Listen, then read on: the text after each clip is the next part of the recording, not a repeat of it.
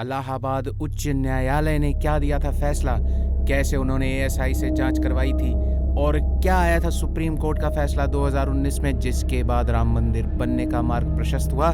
ये सब जानने के लिए इस वीडियो को आखिर तक देखना ना भूलें। और हाँ, अभी तक अगर आपने इस चैनल को सब्सक्राइब नहीं किया है तो ज़रूर कर दें और इस वीडियो को लाइक और शेयर करना ना भूलें।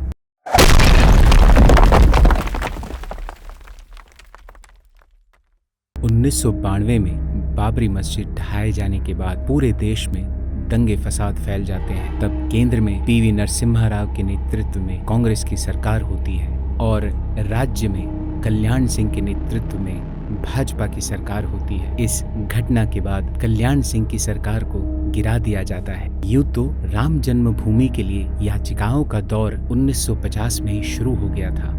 इन याचिकाओं की शुरुआत 1950 में गोपाल सिंह विशारद ने की थी। इसके बाद निर्मोही अखाड़ा और सुन्नी वक्फ बोर्ड ने अपनी अपनी याचिकाएं डाली। इसके बाद सन 1986 में फैजाबाद जिला न्यायालय ने आदेश दिया कि मंदिर के ताले खोल दिए जाएं। यह आदेश वहां के कलेक्टर और प्रशासन के शपथ पत्र के आधार पर की गई थी। इसके बाद इस न्यायालय के आदेश को चुनौती देते हुए मुस्लिम पक्ष के द्वारा इलाहाबाद उच्च न्यायालय में एक याचिका डाली जाती है। इस याचिका के आधार पर 1989 में इलाहाबाद उच्च न्यायालय आदेश देता है कि ताले दोबारा से लगा दिए जाए और वहां पे यथास्थिति बनाई जाए। इसके बाद 2002 में 3 न्यायाधीश एस.यू. खान, सुधीर अग्रवाल और डी.वी. शर्मा की खंडपीठ ने राम जन्मभूमि मुद्दे की सुनवाई शुरू की।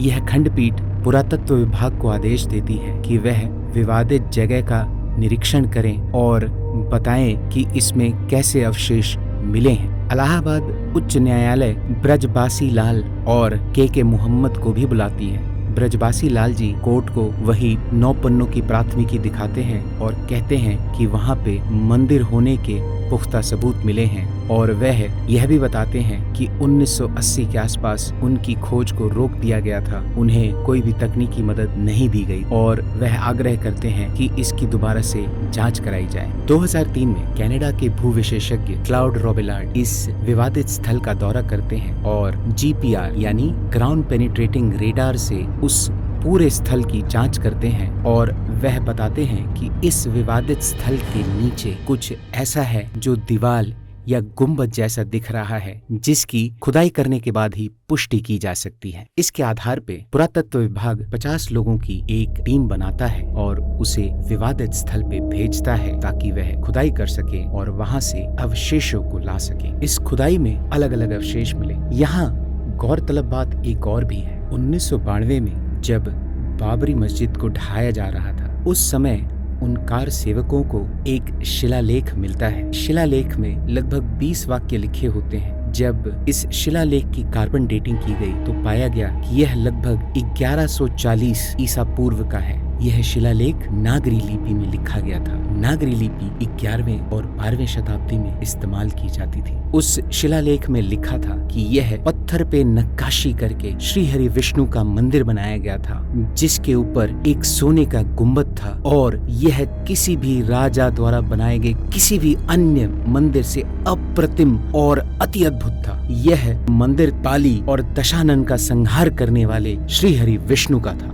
यह शिलालेख भी इस याचिका में एक बहुत ही बड़ा प्रमाण साबित हुआ था। इस सबूत के अलावा जब पुरातत्व विभाग यहाँ पे खुदाई करता है तो उस समय उन्हें मंदिर प्रणाली, कलश, अमलकम, शिखर, कुछ टेराकोटा की मूर्तियां भी मिलती हैं और विष्णु शिलालेख का दूसरा भाग भी मिलता है। जब पुरातत्व विभाग अपनी जांच को पूरी करता है और न्यायालय को अपनी रिपोर्ट सुपर्द करता है, उसके बाद 2010 में इलाहाबाद उच्च न्यायालय फैसला देता है कि इस विवादित भूमि को 3 भागों में विभाजित कर दी जाए। एक भाग सुन्नी वक्फ बोर्ड को दे दी जाए मस्जिद के लिए, एक भाग निर्मोही अखाड़ा को दे दिया जाए और सीता रसोई और राम चबूतरा श्री राम लला विराजमान को दे दी जाए। यह फैसला किसी भी पक्ष को मंजूर नहीं हुआ और सबने भारत की उच्चतम न्यायालय में याचिका दायर कर दी। सुनवाई चलती रही। उस समय 5 न्यायाधीशों की एक खंडपीठ जो मुख्य न्यायाधीश रंजन गोगोई के नेतृत्व में बनती है। इसमें शरद अरविंद बोबडे,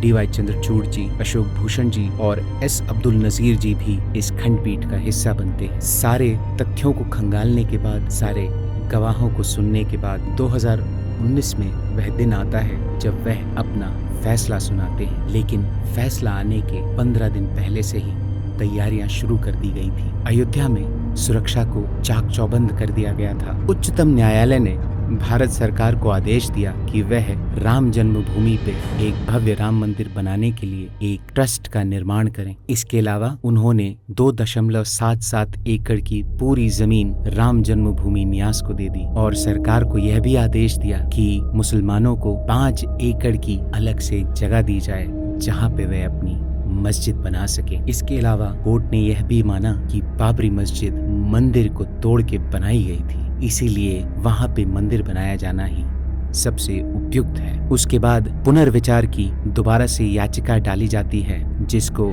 दिसंबर 2019 में खारिज कर दिया जाता है। इसके बाद तत्कालीन सरकार श्री राम जन्मभूमि तीर्थ क्षेत्र के नाम से एक ट्रस्ट की स्थापना करती है। इस ट्रस्ट को कार्य सौंपा जाता है एक भव्य राम मंदिर बनाने का, जो कम से कम 1000 साल तक चलता रहे। इस ट्रस्ट ने इस पे काम करना शुरू कर दिया और 22 जनवरी 2024 का वह पावन दिन जब रामलला दोबारा से अपनी नगरी में विराजमान होंगे, एक भव्य मंदिर में, जिसको इस तरीके से बनाया गया है कि वह कम से कम 1000 साल तक ऐसे ही बना रहेगा। आप राम मंदिर देखने जाएंगे कि नहीं, ये हमें कमेंट करके जरूर बताइएगा। तो यह थी कहानी विवादास्पद ढांचा खड़ा होने की और उसके बाद संघर्ष की और अंत में विजय की। आपको हमारी ये प्रस्तुति कैसी लगी हमें जरूर बताइएगा और आपको अगर हमारी वीडियो पसंद आए तो उसे लाइक, शेयर और सब्सक्राइब जरूर कर दीजिएगा। जय श्री राम।